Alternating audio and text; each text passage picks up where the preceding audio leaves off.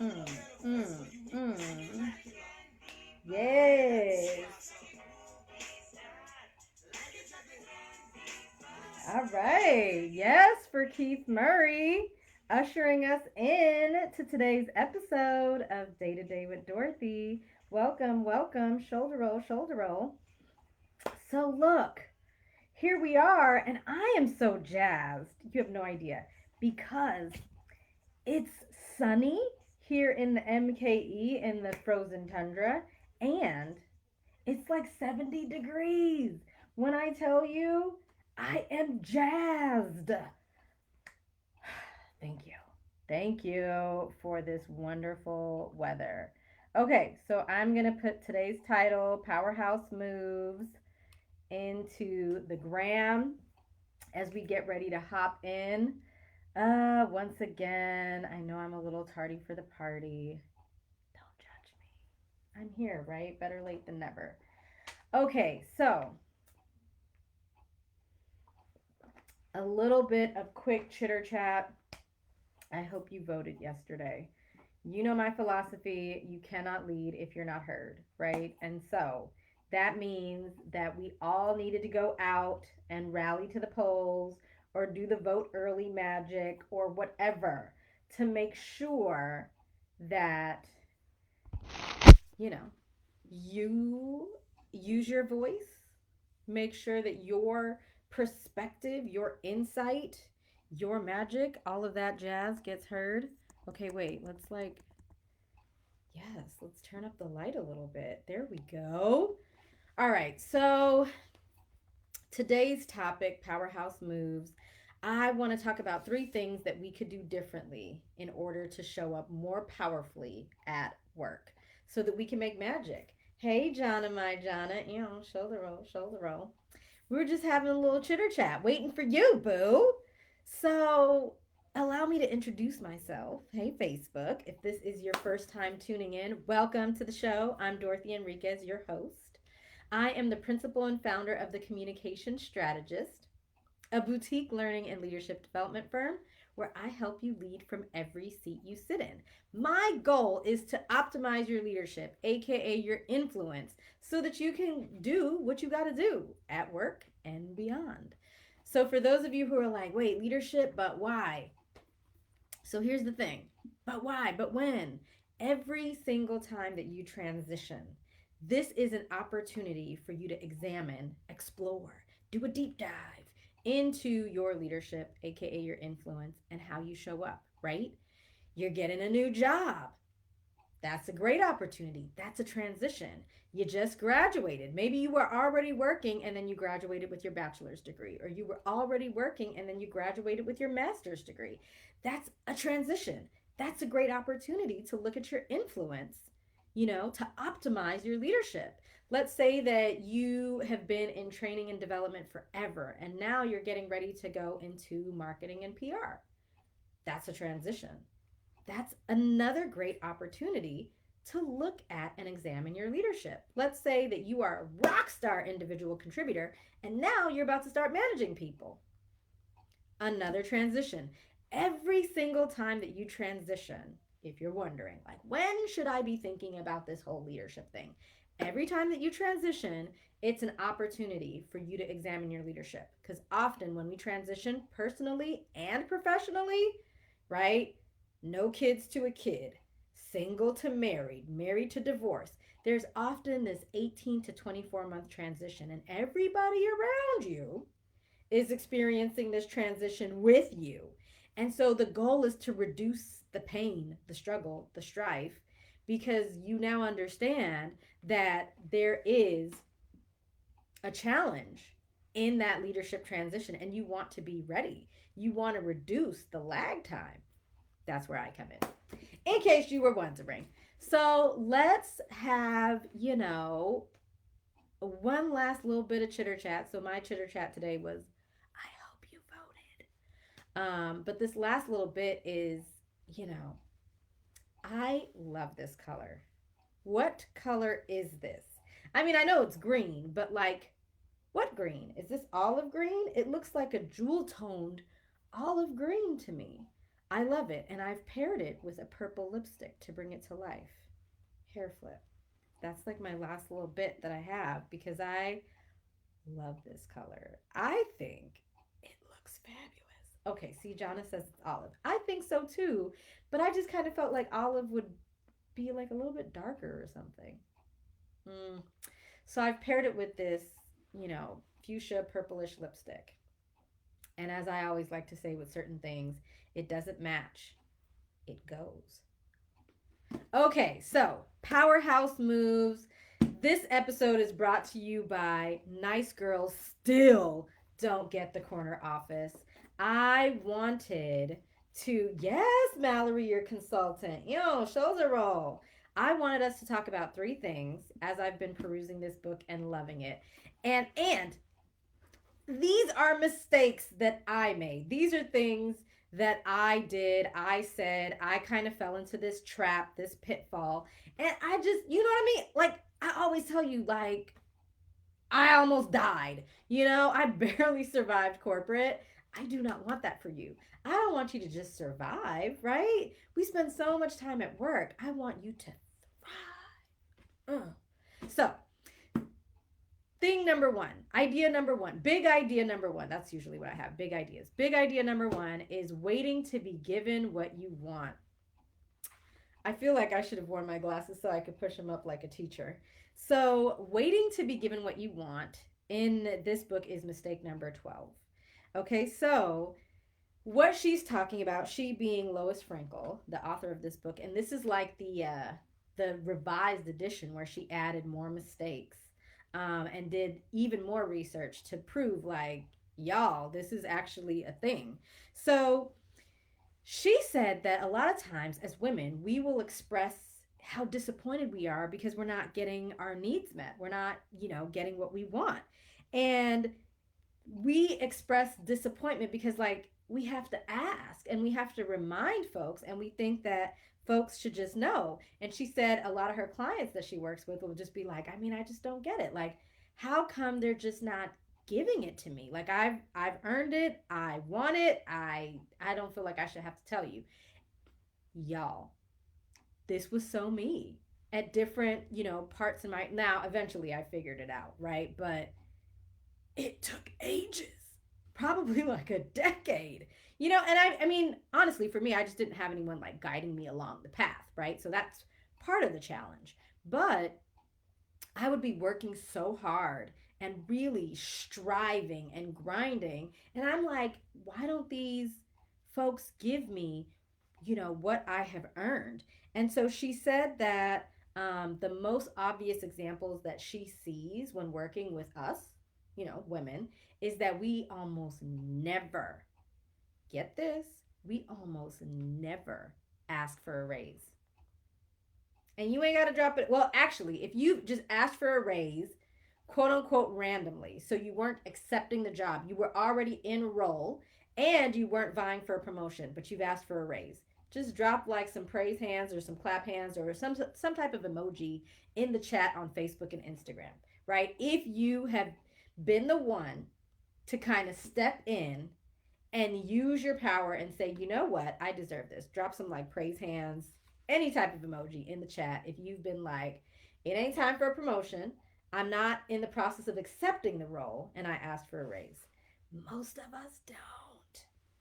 It wasn't until the tail end of my career, so that was like 15 years, that I did that. Ooh, see, Jonna was like, me, I have, yes, sis, you go. You go with your bad self. So, she said, as of writing, on average, full time working women earn, as of writing the book, full time women earn on average $36,931 compared to men's $47,715. If that ain't raggedy, I don't know what is. Like, that's a massive difference. That's like over a 10K difference for the same job. Hi, Sasha J. Events. Shoulder roll. Welcome to the show. So, here's what I highlighted in here. Our typical girl behavior, right, in girly land is to never assume that you're entitled to something that you've been promised. That's what we do. We just don't want to assume that we're entitled, even though we were promised. Why we do this, I don't know, but we're like built a little differently. And as I've shared before, the way we rise into leadership, it just looks different. The way that we, the flames get fanned up as we rise into leadership and ascend into these different roles, it's very different from, what a man will experience. So having said that, her tip is not to ask. Why didn't I know about this book 10 years ago? She says, don't ask. She says, basically, find out why you didn't get it. So she says, essentially, you go in there and say, my signing bonus wasn't in my check for the past 2 pay periods. I'm wondering when I am expected to receive it. She's not just going in there like, hey, am I gonna get a check? Or just being silent. She's going in there assuming that this should be happening, and why isn't it? Most of us don't roll like this. I know I didn't. I did not roll like this until like the last 3, 4 years, right? And by that, like, imagine if I could have been rolling like this and showing up like this 5 years in, 7 years in, right? Because once you've been working for 5 to 7 years, you in there, like you are really starting to figure out what's up. You know what I'm saying? So for me, not knowing this and not doing it until basically like the very tail end of my career, imagine what a difference it would make if you start doing this. Don't have that typical girl behavior that she references in here, right? Never assume you're entitled to something you've been promised. What? Absolutely assume that you're entitled. Men do it all the time. So, one of her coaching tips is to mentally prepare the ask, right? The ask, the request, do that work ahead of time. Because I think with us sometimes, and I know with me too, like I'll just kind of get nervous. I'll like go blank. I think I've told you all before, I'm just not very good on my feet. If you spring something on me and I just am like so not ready, it's really hard for me to like do the double dutch thing and figure out where I could get it, how I fit in. You know what I'm saying? So making sure that you're ready. And then when you're getting ready for the ask, for the request, be direct, be straightforward, and be able to explain and justify why. So it can't just be like, I want a $7,000 raise. So what's up? Like, we have to make sure that we've put those pieces together. And the other thing that you want to be conscientious of, because I think sometimes we get that self efficacy and we got the juice and we're like, I'm asking for a raise tonight. However, what we aren't taking into account is that they just did a massive layoff, right? So we want to be thoughtful of the timing when we're going to ask for something. But this idea of waiting, y'all, to be given what you want, we have to look out for ourselves. Things have changed so much in corporate America, right? It's just not how it used to be. Your career is yours. You have to rally that whole situation, and your organization is typically not going to be like, I need to make sure that I curate Lucy's career for her so she can be successful. Now, sometimes some of us get lucky, we get blessed, we get that boss that is like, I see something in you, or you remind me of me, or you remind me of someone who used to mentor me. I'm going to help you. I had a boss like that once. Game changer. Game changer. But that was the only boss that I had like that. And I think I must have had in the course of my career, I think I had more bosses than normal. I probably had like 25 different bosses. It was crazy. So, yeah, I had a ton of bosses, a ton of bosses. It was nuts. Jonna says facts. So, yeah, powerhouse move number 1, don't wait to be given what you want. Go get it. And of course, go ask for it, right? Because folks don't know what we're thinking. A lot of times in many organizations, they are like, wow, she's doing a great job. I'm sure she's happy. Because if she wasn't happy, she would say something. That's what men do, right? So we got to start using our voice. The big idea here is that you can't lead if you're not heard. So powerhouse move 1, don't wait to be given what you want. Go get it. Go get it. All right. So number 2, this whole idea of not needing to be liked, especially my melanated sisters. How often do you hear us say, I ain't come here to make friends? I don't care if people like me. Yes, you do. And even if you don't, you should. You need to. This is work. Likability is a thing, right? And in the book, she refers to it as the likability quotient. So she says that she does a reference to like Hillary when she was running in the 2008 election and how her likability just didn't compare, like it paled to that of Barack Obama at the time. And so, Hillary at the time kind of, came across as more of like a taskmaster, and she came across a little bit more cold, not as warm, not as pleasant, all of these different things, right? All of these different traits. Whereas Barack Obama just came and he seemed more relatable, like somebody that you could live next door to and have like a little chitter chat with. And what Lori, the author of the book, Nice Girls Still Don't Get the Corner Office, was saying that, if Hillary had been one of her clients, and or if Hillary wanted to run again, she would want to work on her LQ because she wasn't as likable, in the when they're doing the assessments, she wasn't as likable as Barack. She wasn't even as likable as Bill Clinton. And so this idea that we don't need to be liked, or that we just don't give a damn. I don't care if you like me. What that does at work is it really hurts our ability to get ish done tremendously. So she partnered, or like she had a client. It was the director of social services at Cedar Sinai Medical Center. Right. So this woman has got a big job. She clearly is a powerhouse, but she was running into major issues at work. Major issues. So she said that the people who had to partner with her, so peers, right? So across, up, and below, she said they viewed her as a perfectionist taskmaster, focused on getting the job done rather than on the needs of her staff. We all know someone like this, and we all know that she's a she.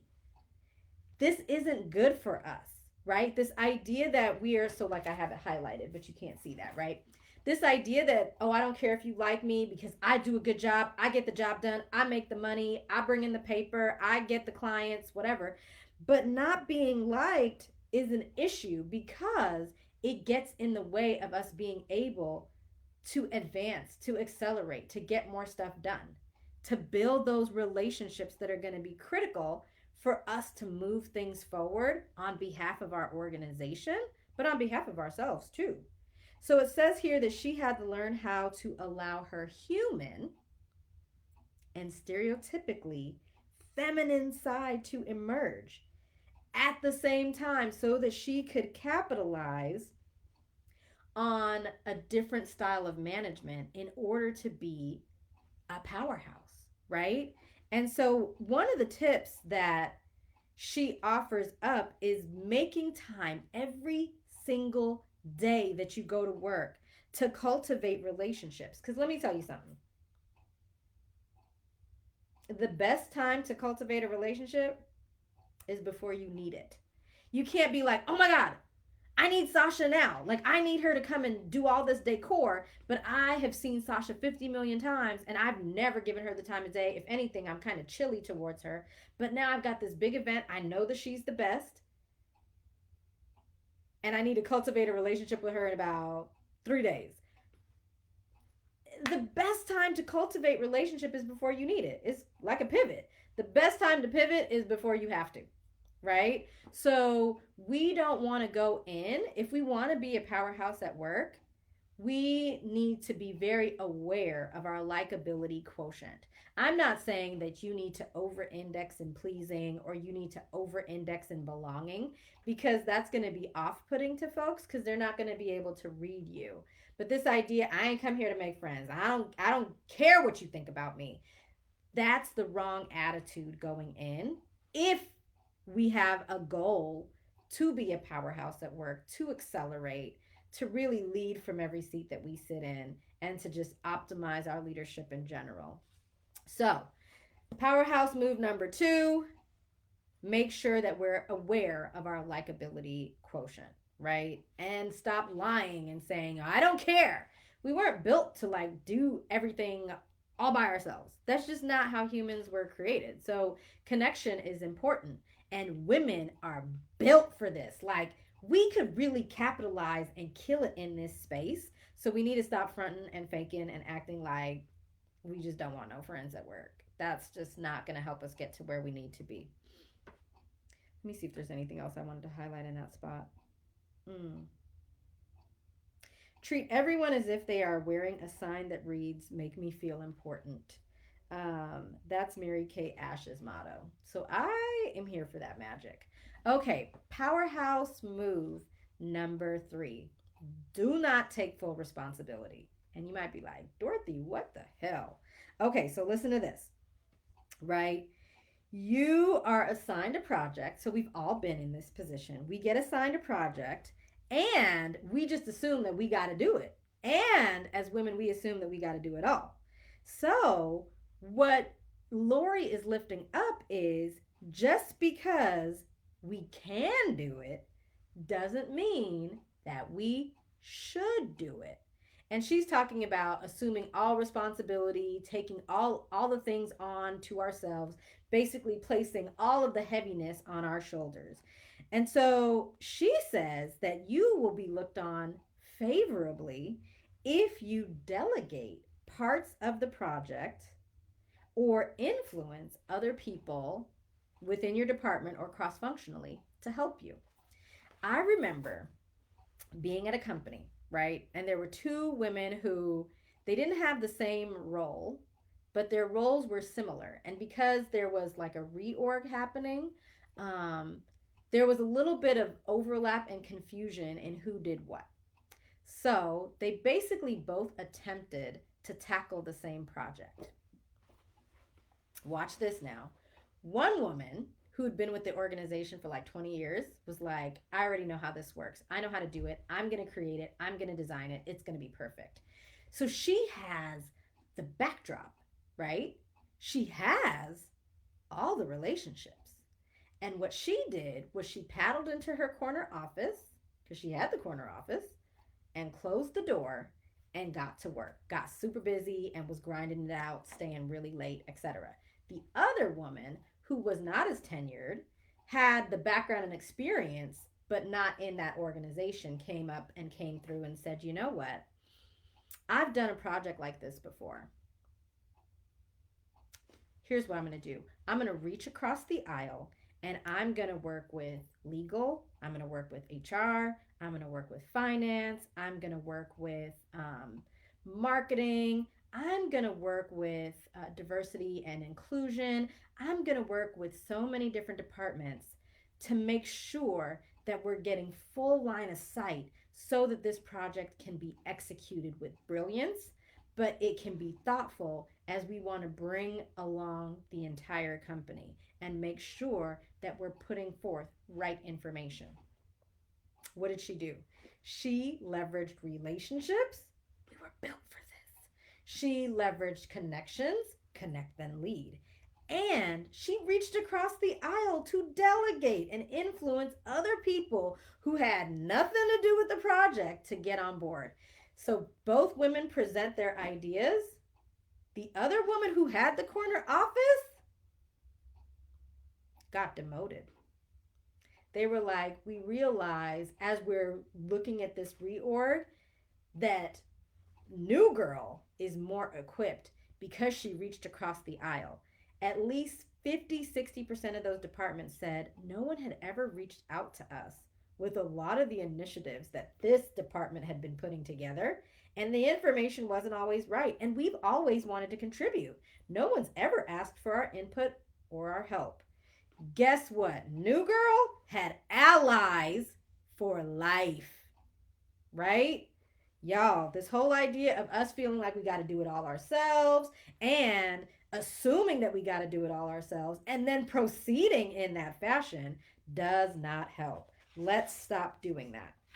So she offers two coaching tips.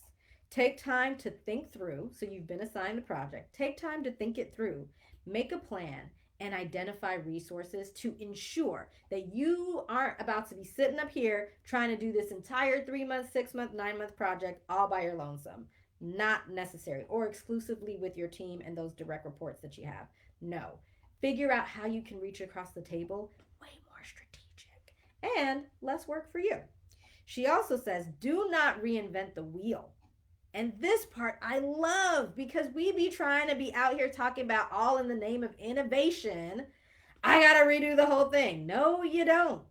You may need to redo parts of it, but sis, this planet been around for how long? Ain't nothing new under the sun, right? Don't reinvent the wheel. In fact, find people who have come before you and ask them, how did it work? What are some best practices? New girl in previous story, that's what she did. She was like, I'm sure this isn't our first time taking a stab at putting together a program like this. How have we partnered together in the past? You know what those other departments said? Y'all haven't. Y'all never have reached out to us. And it's like so weird that y'all be trying to do stuff in a bubble.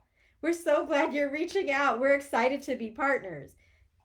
Sis had allies for life. Okay. And so there's so much that we can garner from looking at those who've come before us, who've done it really well, and who have sucked at it. Right. So the other powerhouse move is don't take full responsibility. Yes, you got to sign the project. That's great. I hope it was a plum project. I hope it was plush.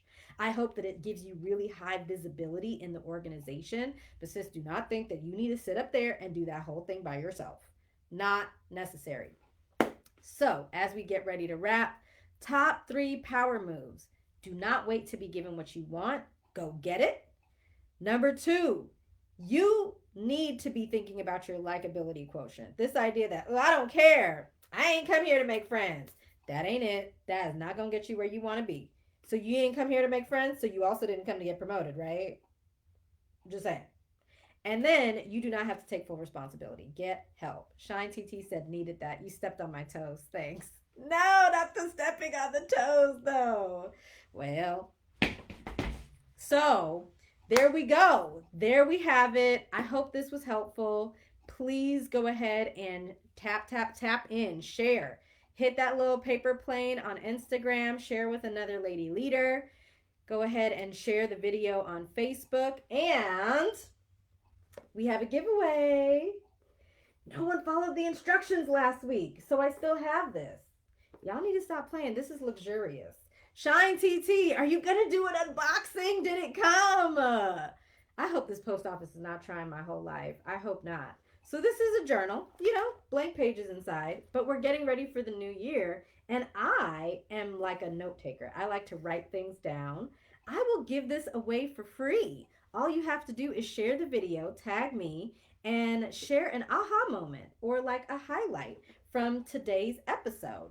So she said, I have that notebook. Yes, John. Look, great minds. Look, be bold, take risks, lead by example, trust your gut. I mean, I'm here for this and I'm giving it away. I will ship it to you for free and I will pay this shipping magic so that you can have your notebook for 2021.